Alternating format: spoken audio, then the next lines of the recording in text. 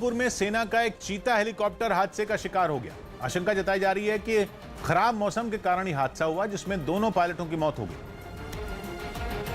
जिन्हें हेलीकॉप्टर से बाहर निकालने के लिए आसपास के लोग सबसे पहले मौके पर पहुंचे और दोनों की मदद करने में जुट गए, लेकिन खराब मौसम और पेड़ों के बीच हेलीकॉप्टर फंसे होने के कारण ये काम इनके लिए इतना आसान नहीं रहा।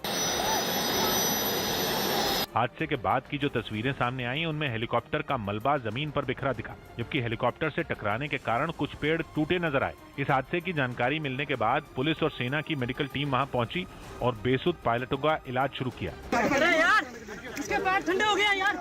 मगर शुरुआती इलाज के बाद जब दोनों को होश नहीं आया तो उन्हें फौरन अस्पताल ले जाया गया, लेकिन उन्हें बचाया नहीं जा सका। बताया गया कि सेना के 2 हेलीकॉप्टर उधमपुर लौट रहे थे, जिनमें एक क्रैश हो गया और दूसरा सही सलामत उतर गया।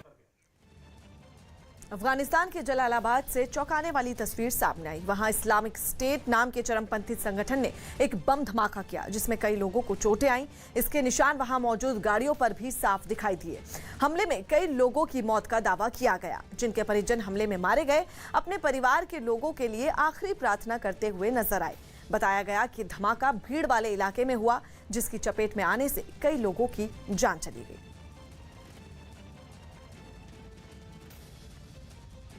पश्चिम बंगाल के कुछ जिलों में हो रही लगातार बारिश से हालात और बिगड़ गए। राज्य के जिन शहरों में बारिश का सबसे ज्यादा असर देखने को मिला, उनमें पश्चिम मेदिनीपुर और कोलकाता भी शामिल।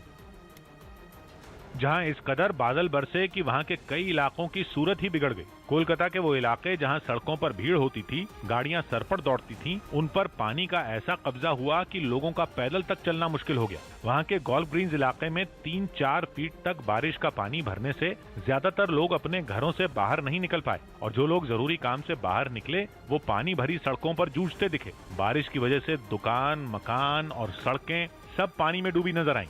लेकिन कोलकाता के ही न्यू टाउन इलाके में तो कुछ लोग इस मुसीबत के बीच वहां से गुजरने वाली एक सड़क पर मछलियां पकड़ते दिखे। बताया गया कि ये मछलियां पास के एक तालाब के पानी के साथ बहकर सड़क पर आ गईं।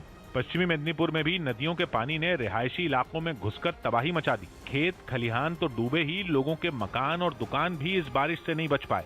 वहां की सड़कों पर गाड़ियों की बजाय नावें चलने लगी। बताया गया कि बाढ़ के पानी की वजह से पश्चिम मेदिनीपुर के 20 से ज्यादा गाँवों का संपर्क शहर से टूट गया है। दिल्ली में AIMIM नेता असदुद्दीन ओवैसी के आवास पर कुछ लोगों ने हमला कर दिया, जिसके आरोप में दिल्ली पुलिस ने 5 लोगों को हिरासत में ले लिया और उनसे पूछताछ शुरू कर दी गई। जिस वक्त ये घटना हुई उस वक्त ओवैसी घर पर नहीं थे। हमले के बाद की जो तस्वीरें सामने आई उसमें बंगले के बाहर लगी नेम प्लेट, खिड़कियों के शीशे और मेन गेट पर लगे बल्ब टूटे नजर आए, जबकि जमीन पर कुछ ईंटें भी बिखरी हुई दिखाई दी। इस हमले की सूचना ओवैसी के स्टाफ ने फौरन पुलिस को दी, जिसके बाद 5 आरोपियों को पकड़कर पुलिस अपने साथ ले गई। कि एक सांसद के घर पर अगर इस तरह हमला होगा तो क्या मैसेज जा रहा है पूरे देश में, पूरे दुनिया में।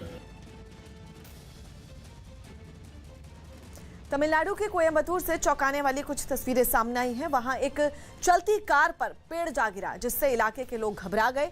इस घटना की जानकारी मिलने के बाद उस कार से पेड़ को हटाने की कोशिश शुरू की गई, जिसके लिए बचाव दल घटना की जगह पर पहुंचा और कार पर गिरी पेड़ की भारी भरकम टहनी को हटाने का काम शुरू कर दिया। इसके लिए एक मशीन की मदद ली गई, जिससे उस टहनी को पेड़ से अलग करके नीचे गिराया गया।